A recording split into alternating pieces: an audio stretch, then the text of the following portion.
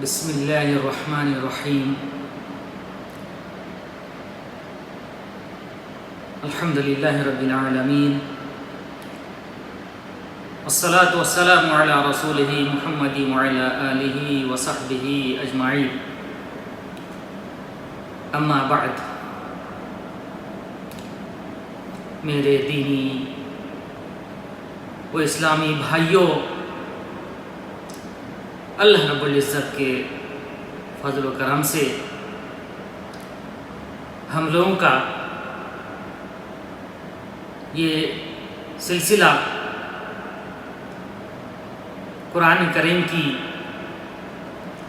بعض صورتوں کا ترجمہ اور مفہوم سمجھنے کا جو سلسلہ ہے وہ جاری ہے، اور اسی سلسلے کو جاری رکھتے ہوئے اللہ رب العزت کے فضل و کرم سے آج بھی ہم لوگ قرآن کریم کی ایک سورت سورہ قریش کا ترجمہ اور مختصر مفہوم سمجھنے کی کوشش کریں گے۔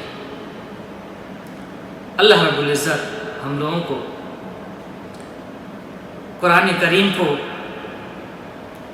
صحیح طریقے سے سننے اور اس کے اندر جو پیغامات ہیں ان پیغامات کے مطابق عملی زندگی گزارنے کی توفیق عطا فرمائے۔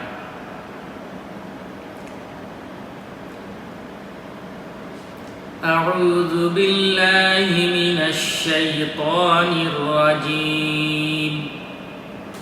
بسم اللہ الرحمن الرحیم، لإیلاف قریش إيلافهم رحلة الشتاء والصيف فليعبدوا رب هذا البيت الذي أطعمهم من جوع وآمنهم من خوف۔ میرے بھائیوں، اس سورہ کے اندر اللہ رب العزت نے قریش مکہ پر جو احسانات کیے ہیں ان میں سے بعض احسانات کا تذکرہ کیا ہے اور ان سے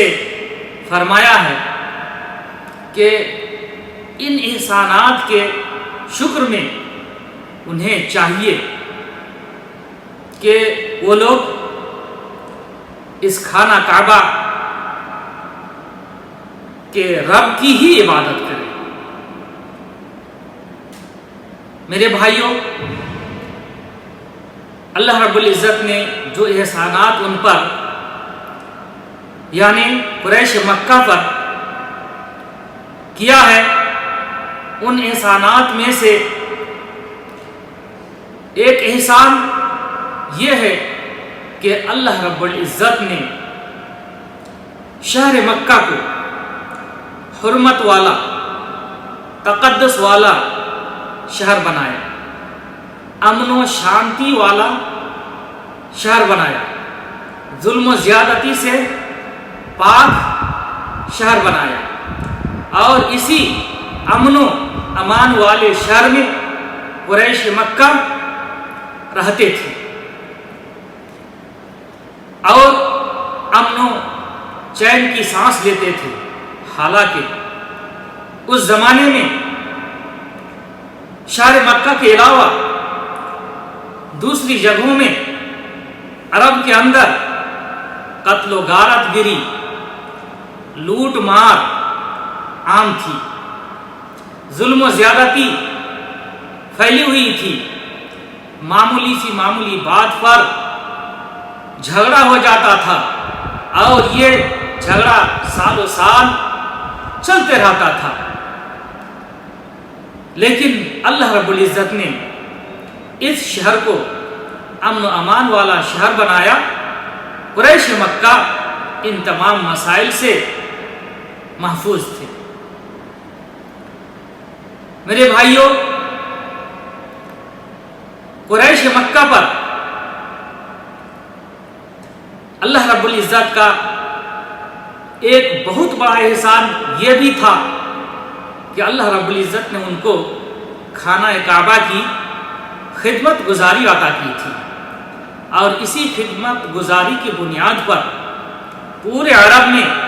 اور بیرون عرب میں ان کی شہرت تھی، ان کی عزت ہوتی تھی، انہیں عزت و احترام کی نگاہ سے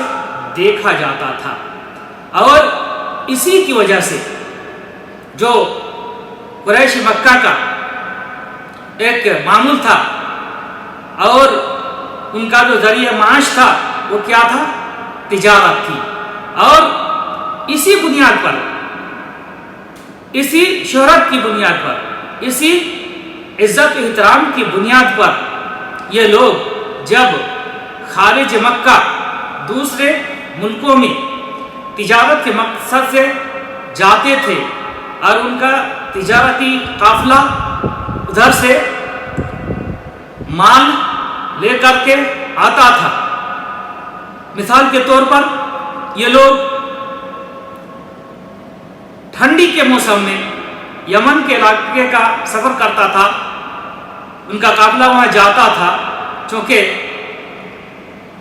یمن کا علاقہ یہ گرم علاقہ تھا، تو گرمی میں ٹھنڈی میں وہ لوگ یمن جاتے تھے، اور اسی طرح گرمی کے موسم میں وہ لوگ شام کی طرف جاتے تھے اور ان کا قافلہ تجارت کی غرض سے شام کی طرف جاتا تھا اور وہاں سے سامان تجارت لاتا تھا۔ تو اسی شہرت کی بنیاد پر اور عزت و احترام کی بنیاد پر ان کو آنے جانے میں کوئی دقت نہیں ہوتی تھی، ان کے قافلہ کو کوئی چھیڑ چھاڑ نہیں کرتا تھا اور ان کے قافلہ کو کوئی لوٹتا نہیں تھا، بڑے ہی امن و امان کے ساتھ وہ لوگ تجارت کرتے تھے، سامان تجارت لاتے تھے اور بیچتے تھے، اور یہی سامان تجارت ان کے لیے جو ہے ذریعہ معاش تھا، اور اسی کے ذریعے سے ان کا گزر بسر ہوتا تھا۔ تو یہ بھی اللہ رب العزت کی طرف سے بہت بڑا احسان تھا ان پر۔ اسی طرح اللہ رب العزت کا ایک احسان یہ بھی تھا ان پر کہ اللہ رب العزت نے اصحاب الفیل کو جو ابرہہ لے کر کے آئے تھے، ابرہہ کی جو فوج تھی، اور یہ اصحاب الفیل جو خانہ کعبہ کو ڈھانے کے لیے، نیست و نابود کرنے کے لیے آئے تھے، اللہ رب العزت نے ان کو ہلاک کر دیا، تباہ و برباد کر دیا، اور جس بری نیت سے وہ لوگ آئے تھے، برے ارادے سے آئے تھے، ان کے ارادے کو بالکل ناکام کر دیا۔ اور اس کی بنیاد پر قریش مکہ کی جو عزت تھی وہ برقرار رہی، ان کی جو سیادت تھی وہ قائم رہی، اور یہ چلتی رہی۔ اگر اللہ رب العزت ان کو ہلاک نہیں کرتا اور وہ لوگ اپنے مقصد میں کامیاب ہو جاتے تو ان قریش مکہ کا کوئی وقار باقی نہیں رہتا، ان کی عزت ختم ہو جاتی، اور ان کا جو سلسلہ تجارت تھا جو ان کے لیے ذریعہ معاش تھا یہ بھی ختم ہو جاتا، متاثر ہو جاتا۔ تو یہ سارے احسانات اللہ رب العزت نے ان پر کیے، اور اس کے علاوہ جو کچھ بھی ہے سب کچھ اللہ رب العزت کے احسانات ہی ہیں۔ چنانچہ ان احسانات کو یاد دلاتے ہوئے اللہ رب العزت نے اس سورت کے اندر ان سے کہا ہے کہ ان کو اسی خانہ کعبہ کے رب کی عبادت کرنی چاہیے، یہ شکرانے کے طور پر بھی کم سے کم ان کو کرنا چاہیے۔ تو میرے بھائیوں، اس سورہ کا ترجمہ ہم لوگ آیت بر آیت سمجھیں گے انشاءاللہ۔ بسم اللہ الرحمن الرحیم، اللہ کے نام سے شروع کرتا ہوں جو بڑا مہربان نہایت رحم والا ہے۔ لإیلاف قریش، قریش کے مانوس ہونے کے سبب، ایلافہم رحلۃ الشتاء والصیف، ان کے جاڑے اور گرمی کے موسم میں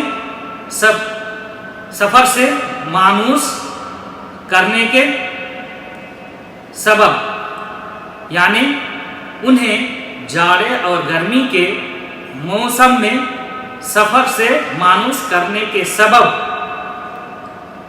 فَلْيَعْبُدُوا رَبَّ هَذَا الْبَيْتِ، انہیں چاہیے کہ وہ لوگ اسی گھر کے رب کی عبادت کریں، الَّذِي أَطْعَمَهُم مِّن جُوعٍ وَآمَنَهُم مِّن خَوْفٍ، جس نے ان لوگوں کو بھوک میں کھانا دیا اور خوف میں امن و امان دیا۔ یہ اس سورہ کا ترجمہ ہے میرے بھائیوں۔ اب آخر میں اللہ رب العزت سے دعا ہے کہ اللہ رب العزت ہم لوگوں کو قرآن کریم سے جڑ جانے اور قرآن کریم کو پڑھنے، پڑھانے، سیکھنے، سکھانے کی توفیق عطا فرمائے۔ اللہ رب العزت سے خصوصی دعا ہے کہ اللہ رب العزت ہم لوگوں کی اس مجلس کو نفع بخش بنائے۔ اللہ رب العزت سے یہ بھی دعا ہے کہ اللہ رب العزت ہم تمام لوگوں کی مغفرت فرمائے، ہمارے والدین کی مغفرت فرمائے، اور جو بھی اس دنیا سے